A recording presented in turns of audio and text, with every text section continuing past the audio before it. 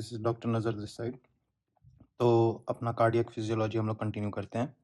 अब अगला टॉपिक देखते हैं प्रेशर्स के बारे में। बेसिकली हम लोग अब डिस्कस करेंगे कि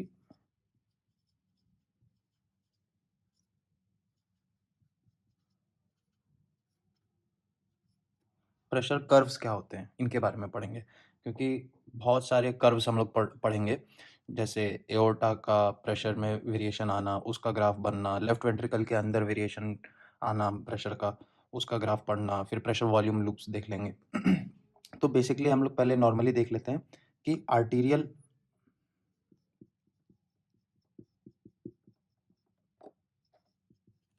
आर्टीरियल ट्री के अंदर जो होता है, जो हमारे आर्टीरियल सप्लाई होता है,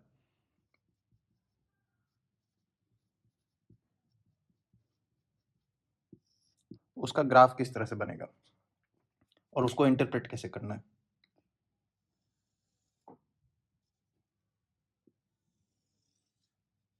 तो हम लोग क्या करेंगे कि एक्स एक्सिस पे हम लोग टाइम ले लेते हैं और वाई एक्सिस पे हम लोग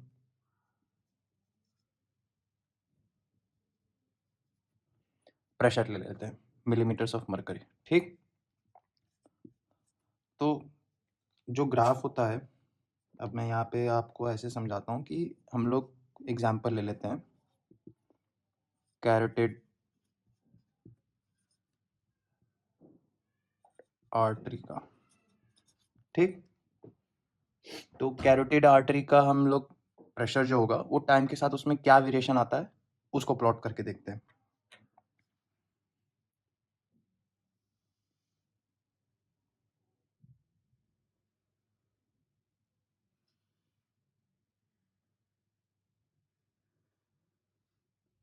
तो ग्राफ कुछ इस तरह से बनता है। आप कोई भी आर्टरी का ग्राफ अगर लोगे, प्रेशर टाइम प्लॉट करोगे, अगर प्रेशर को प्लॉट करोगे अगेंस्ट टाइम, तो कुछ इस तरह से मिलेगा। तो इसमें इसको इंटरप्रेट करना ये है कि हमें ये समझ में आना चाहिए कि सिस्टोल में क्या हो रहा है और डायस्टोल में क्या हो रहा है। अगर ध्यान से देखोगे तो एक पीक, जो इस ग्राफ का पीक होगा वो 120 के अराउंड होगा। ठीक है, और जो यहाँ पे नॉचिंग दिख रही है वो अराउंड 80 होगी। ठीक, तो ये जो 80 है, तो समझने वाली बात यह है कि जब सिस्टोल होगा वेंट्रिकुलर प्रेशर राइज करेगा। ठीक, वेंट्रिकुलर कॉन्ट्रैक्शन होगा, तो ये जो ग्राफ ऊपर अप स्लोप दिख रहा है आपको, ये प्रेशर इंक्रीज हो रहा है वेंट्रिकल में। ठीक, तो उस वजह से जो आर्टीरियल प्रेशर होगा वो रिफ्लेक्ट करेगा आपको आर्टरीज में, तो 120 का पीक आता है। अब लेकिन यहाँ पे जो नॉच बन रहा है वो नॉच इस वजह से बन रहा है क्योंकि इस नॉच का रीज़न है कि जो एओर्टिक वॉल्व है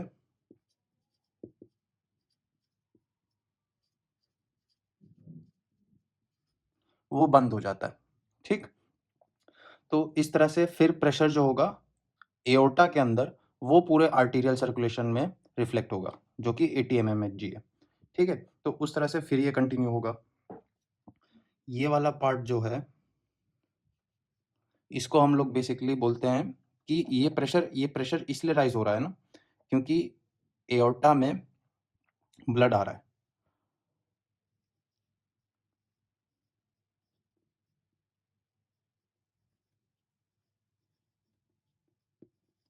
ठीक है, और ये वाला जो डाउन स्लोप है वो इस वजह से बन रहा है क्योंकि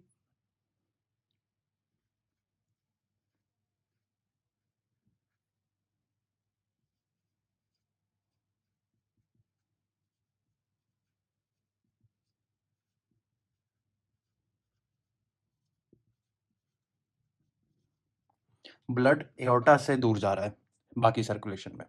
ठीक है, नॉच का क्रिएट होना इसलिए है क्योंकि यहाँ पे ये जो डिप बन रहा है ना, ये डिप इस वजह से बन रहा है क्योंकि एओर्टा में ब्लड आया, लेकिन फिर जब प्रेशर ड्रॉप होने लगा वेंट्रिकल्स में तो उस वजह से बैक फ्लो बना। ठीक, एओर्टा में, तो उस बैक फ्लो की वजह से वॉल्व बंद हो गया। वॉल्व जैसे ही बंद हुआ तो प्रेशर गिरने लगा। प्रेशर गिरने का मतलब ये हुआ कि जो रिमेनिंग ब्लड था एओर्टा में वो आगे मूव कर गया सर्कुलेशन में। तो इस वजह से यहाँ पे ये डिप आया और उसके बाद ये डाउनफॉल आया। और अगर ध्यान से देखोगे तो यहाँ से जो अगर तुम लाइन पास करोगे, ठीक, और यहाँ से लाइन पास करोगे इस नॉच से, तो इतने में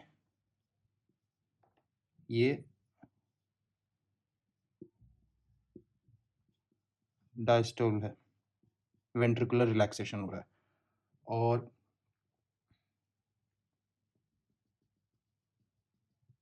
इतने से देखोगे अगर, तो ये सिस्टोल हो रहा है, ठीक है।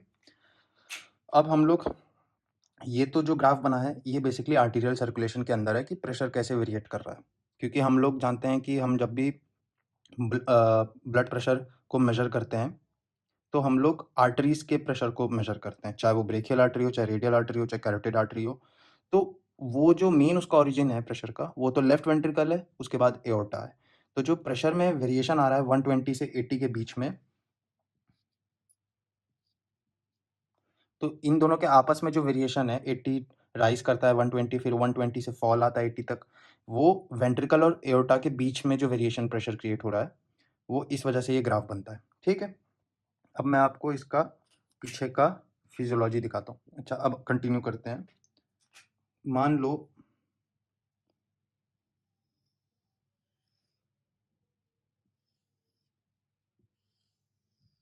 ये एओर्टा है और ये लेफ्ट वेंट्रिकल है, ठीक, और ये एओर्टा है,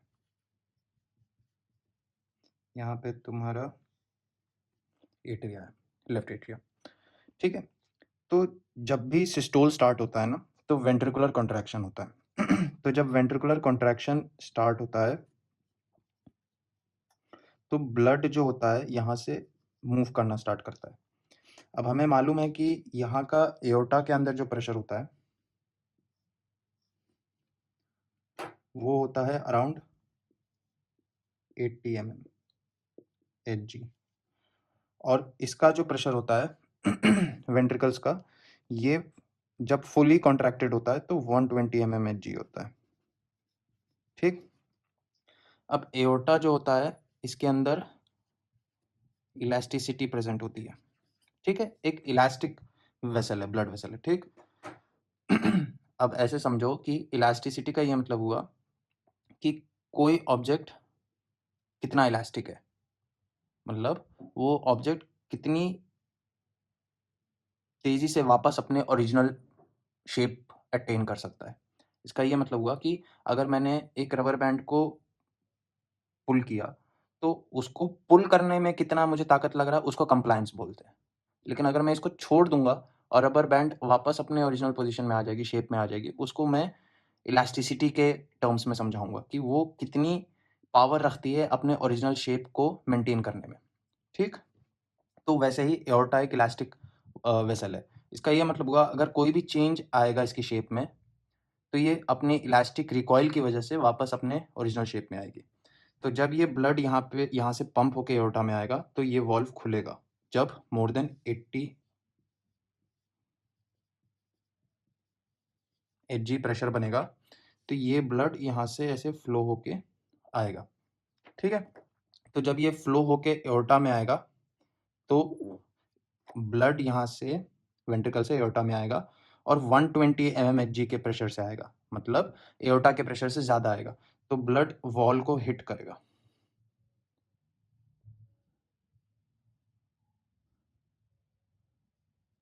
ठीक। और जब ब्लड वॉल को हिट करेगा तो जो शेप होगी एओर्टा की वो एक्सटेंड हो जाएगी, ठीक है। तो एओर्टा के अंदर इलास्टिक रिकॉइल आ जाएगा, मतलब इसका शेप चेंज हुआ। अब इलास्टिक रिकॉइल के थ्रू वापस से इस ब्लड को ये आगे पुश करेगी, ठीक है। तो जब जैसे ही सिस्टोल खत्म हो जाता है तो सारा ब्लड एओर्टा में पंप हो जाता है, ठीक। और जैसे ही आइसोवॉल्यूमेट्रिक रिलैक्सेशन स्टार्ट हो जाता है या रिलैक्सेशन स्टार्ट होता है, तो प्रेशर 120 से वापस 80 की तरफ आने लगता है, ठीक। और जैसे ही 80 मिलीमीटर्स ऑफ मर्करी के प्रेशर पे आ जाएगा वेंट्रिकल, तो ये वाला वॉल्व बंद हो जाएगा, ठीक। और जब ये वॉल्व बंद हो जाएगा हमें मालूम है कि यहाँ पे जो ब्लड एओर्टा में प्रेजेंट है वो कुछ घूम के वापस आएगा। तो घूम के जब वापस आएगा तो इस वॉल्व को बंद करेगा। मतलब ये दोनों इवेंट्स एक साथ हो रहे हैं। वेंट्रिकुलर रिलैक्सेशन स्टार्ट हुआ और ब्लड वापस घूम के भी वॉल्व पे हिट कर रहा है। तो उस वक्त क्या होता है कि there is closure of aortic valve. ठीक है, क्योंकि जैसे ही एओर्टिक वॉल्व क्लोज हो जाता है तो एओर्टा के अंदर जो ब्लड है वो सारा दोनों डायरेक्शन में रिपेल करता है, क्योंकि इलास्टिक रिकॉइल हो रहा होता है एओर्टा का। तो ब्लड आगे भी मूव करता है और पीछे भी मूव करता है। तो इस वजह से जो हम लोग ग्राफ में ये वाला नॉच देख रहे हैं, ये एओर्टिक वॉल्व क्लोजर को बता रहा है। क्योंकि जब दोनों वेसल्स या दोनों कंटेनर्स का प्रेशर ट्रांसमिशन जो हो रहा था वो बंद हो गया अचानक से, तो प्रेशर डिफरेंस, जो प्रेशर ग्रेडियंट था वो गायब हो गया। तो इस वजह से यहाँ पे ये डिप क्रिएट हुआ है। ठीक है, और यहाँ पे प्रेशर फॉल हो रहा है और यहाँ पे प्रेशर इंक्रीज हो रहा है। तो इस तरह से क्या होगा कि यहाँ पे जो प्रेशर, नेगेटिव प्रेशर क्रिएट हो रहा है धीरे धीरे लेफ्ट वेंट्रिकल में एज कम्पेयर टू एओर्टा, तो इस वॉल्व को क्लोज करने में मदद करता है, इस वॉल्व को वापस पुल करता है। तो जब ये पुल करता है तो प्रेशर गिर जाता है। तो प्रेशर जब गिरता है तो ये नॉचिंग क्रिएट होती है। इसलिए इस नॉच को, नॉच के वक्त, ये नॉच का क्रिएशन है प्रेशर ग्रेडियंट का एब्सेंट होना, और इसको हम नाम देते हैं एओर्टिक वॉल्व क्लोजर।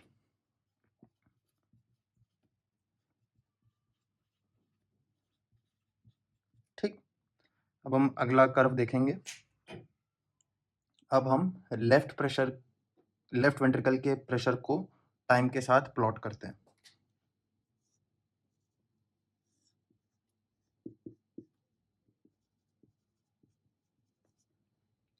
ठीक, इसका ग्राफ बनेगा कुछ इस तरह से।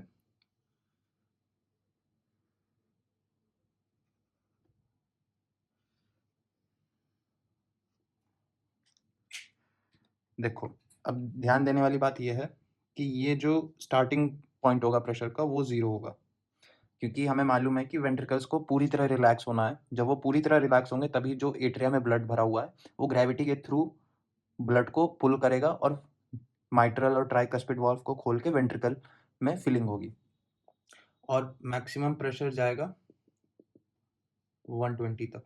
ठीक है, तो यहाँ पे तो स्टार्टिंग पॉइंट में प्रेशर राइज हो रहा है वेंट्रिकल में, इसका मतलब सिस्टोल हो रहा है। ठीक, अब अगर सिस्टोल हो रहा है तो सिस्टोल होने के लिए हमें मालूम है कि माइट्रल वाल्व का बंद होना जरूरी है।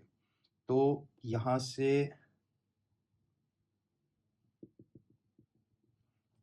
डाउनफॉल हुआ कर्व का और यहाँ पे अप स्लोप हो रहा है। तो मैं इसको,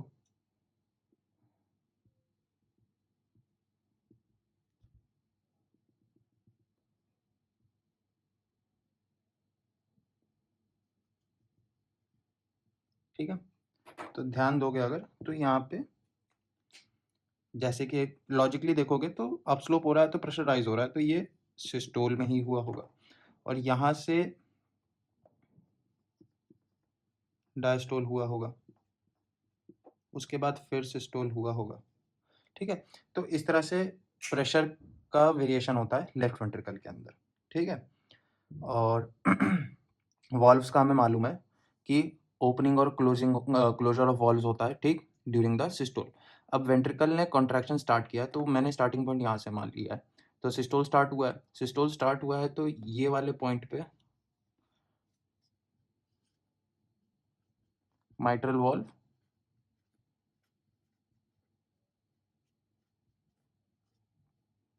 क्लोज हो गया। ठीक है, तो 1 का तो ये मतलब हुआ कि वेंट्रिकल सिस्टोल में गया तो माइट्रल वॉल्व क्लोज हो गया। ठीक है, लेकिन जैसे ही अप स्लोप में ये वाला पॉइंट आएगा जहाँ पे 80 को क्रॉस करेगा तो एओर्टिक वॉल्व खुल जाएगा। ठीक, और फिर जब डाउनफॉल में होगा तो फिर से 80 के बिलो जाएगा जैसे प्रेशर, तो एओर्टिक वॉल्व क्लोज हो जाएगा। ठीक है, एंड सिंस यहाँ पे फिलिंग हो रही है तो एक पॉइंट के बाद जब 0 के पास आएगा तो माइट्रल वॉल्व को खुलना है, क्योंकि तभी ब्लड एट्रिया से वेंट्रिकल में आएगा। ठीक है, तो इस वजह से जब अचानक से ब्लड एट्रिया से वेंट्रिकल में फिल होता है तो माइट्रल वॉल्व ओपन हो जाता है, ठीक है। तभी ग्राफ में थोड़ा-सा देखोगे बेस लाइन से फ्लक्चुएशन अपवर्ड है, फिर वापस से है। तो ये ग्रेविटी की वजह से जो पैसिव इनफ्लो हो रहा है, पैसिव फॉल हो रहा है ब्लड का, पैसिव फिलिंग हो रही है, वो उस वजह से थोड़ा प्रेशर को ऊपर उठाता है, लेकिन फिर से वापस से फिलिंग हो रही होती है। फिर जब आइसोवॉल्यूमेट्रिक कॉन्ट्रैक्शन बिगिन होता है, तो फिर से वही साइकिल अगेन रिपीट होती है। आगे देखते हैं, अब हम देखते हैं प्रेशर वॉल्यूम लूप के बारे में। लेफ्ट वेंट्रिकल का प्रेशर वॉल्यूम लूप कैसे बनता है। अब हम लोग प्रेशर वॉल्यूम लूप देखेंगे। जैसे हमने पहले 2 ग्राफ्स प्रेशर को प्लॉट किया था टाइम के अगेंस्ट में। अब हम प्रेशर को वॉल्यूम के अगेंस्ट, मतलब प्रेशर में चेंज आ रहा है तो वॉल्यूम में भी चेंज आएगा। तो लेफ्ट वेंट्रिकल के अंदर जो प्रेशर वॉल्यूम का रिलेशन दिख रहा है, उसको हम ग्राफ पे प्लॉट करेंगे। मान लो कि ये मेरा स्टार्टिंग पॉइंट है, ठीक है। एक्स एक्सिस पे वॉल्यूम है और वाई एक्सिस पे प्रेशर है, ठीक। हमें ये मालूम है कि एंड सिस्टोलिक वॉल्यूम जो होगा वो 50 ml होता है। मतलब एक एफिशिएंट और कंप्लीट वेंट्रिकुलर सिस्टोल के बाद ब्लड कितना बचता है वेंट्रिकल में, उसको एंड सिस्टोलिक वॉल्यूम बोलते हैं, ठीक। तो अब मान लो कि एंड सिस्टोलिक वॉल्यूम के बाद अब हार्ट रिलैक्सेशन में जाएगा। तो जब हार्ट रिलैक्सेशन में जाएगा तो हमें मालूम है एट्रिया से ब्लड वेंट्रिकल में आएगा और वेंट्रिकुलर फिलिंग होगी। तो अब मान लेते हैं कि वेंट्रिकल में फिलिंग होना स्टार्ट हुई। फिलिंग होते होते होते होते होते 120 ml तक हो गया, ठीक है। इस 120 ml को हम लोग बोलते हैं एंड डायस्टोलिक वॉल्यूम, कि effective complete filling of ventricles में कितना वॉल्यूम स्टोर हो सकता है, मतलब कितना वेंट्रिकल अकोमोडेट कर सकता है ब्लड को, ठीक है। तो मेरा ये ग्राफ प्लॉट हो गया। सिंस फिल हो रहा है धीरे धीरे और प्रेशर लो है, क्योंकि डायस्टोल में है वेंट्रिकल, तो लो प्रेशर पे ही होगा, क्योंकि हार्ट भी रिलैक्स कर रहा है और ब्लड भी फिल हो रहा है, तो प्रेशर में नहीं चेंज आएगा, ठीक है। सिर्फ वॉल्यूम में चेंज आएगा, क्योंकि हार्ट ब्लड को अकोमोडेट कर रहा है, ठीक है। तो अब यहाँ पे ध्यान से देखोगे तो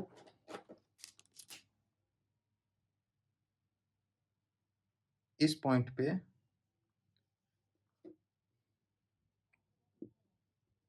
यहाँ पे 1 मान लेते हैं, ठीक है, और यहाँ पे 2 मान लेते हैं। यहाँ पे 1 का मतलब हुआ कि माइट्रल वॉल्व ओपन हुआ होगा, और 2 पे मान लेते हैं माइट्रल वॉल्व क्लोज हुआ होगा। अब मैं समझाता हूँ आपको, क्योंकि हार्ट एंड सिस्टोलिक वॉल्यूम के बाद डायस्टोली में जाता है, तो माइट्रल वॉल्व का ओपन होना ज़रूरी है। तो जब ओपन होगा तभी तो वॉल्यूम बढ़ेगा, और जब फिल हो जाता है वेंट्रिकल तो आइसोवॉल्यूमेट्रिक कॉन्ट्रैक्शन स्टार्ट होता है। तो आइसोवॉल्यूमेट्रिक कॉन्ट्रैक्शन का मतलब हुआ, मैं यहाँ पे लिख देता हूँ, आइसोवॉल्यूमेट्रिक कॉन्ट्रैक्शन का मतलब ये हुआ कि वॉल्यूम सेम है और प्रेशर इंक्रीज हो रहा है, इसका ये मतलब हुआ। तो अगर मुझे ग्राफ में दिखाना हो, प्रेशर इंक्रीज करना है लेकिन वॉल्यूम को सेम रखना है, तो मैं 120 ml के ही लाइन में इसको ऐसे ऊपर ले जाऊंगा, ठीक है। तो ये ऊपर जाएगा इसी लाइन में, क्योंकि मेरा वॉल्यूम तो नहीं चेंज होगा लेकिन प्रेशर राइज होगा, क्योंकि आइसोवॉल्यूमेट्रिक कॉन्ट्रैक्शन का मतलब हुआ हार्ट कॉन्ट्रैक्शन स्टार्ट हो चुका है लेकिन वॉल्व बंद है, ठीक है। तो इस लाइन में आईवीसी हो रहा है, या फिर थर्ड नंबर पे जो है, ठीक। अब ध्यान से देखोगे तो जब प्रेशर राइज होगा 120 के लेवल तक आ जाएगा, ठीक। तो जैसे ही 120 के लेवल पे आएगा तो यहाँ पे एओर्टिक वाल्व खुलेगा,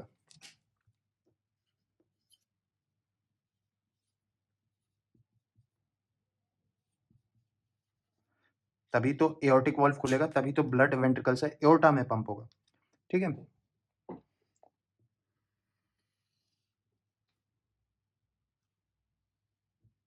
और एओर्टा में सारा ब्लड पंप हो जाएगा, ठीक है। तो जैसे ही पंप होगा तो धीरे धीरे जो वेंट्रिकल का प्रेशर होगा वो गिरने लगेगा, क्योंकि सारा ब्लड एओर्टा में जाएगा, ठीक है। तो वॉल्यूम कम हो रहा है, देखोगे वॉल्यूम पीछे की तरफ जा रहा है और प्रेशर धीरे धीरे 120 से अब गिरना स्टार्ट करेगा, क्योंकि जितना प्रेशर वेंट्रिकल ने क्रिएट किया था वो सारा एओर्टा में ट्रांसमिट हो जाएगा। ठीक है।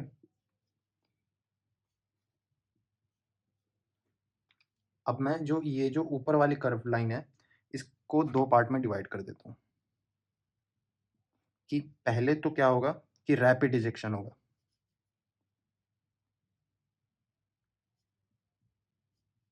रैपिड इजेक्शन फेज़ होगा, मतलब अचानक से हार्ट ने कॉन्ट्रैक्ट किया और तब सारा ब्लड निकल जाएगा। उसके बाद स्लो इजेक्शन फेज़ आएगा, जब अपने आप जो बचा हुआ ब्लड है वो सारा एओर्टा में आ जाएगा, ठीक है? तो एओर्टिक वाल्व नंबर 4 पे खुल चुका है, लेकिन जैसे ही प्रेशर अब गिरने लगेगा लेफ्ट वेंट्रिकल में, क्योंकि सिस्टोल कंप्लीट हो गया है, वापस से डायस्टोल में जाना है, तो आइसोवॉल्यूमेट्रिक रिलैक्सेशन जैसे ही स्टार्ट होगा, तो यहाँ पे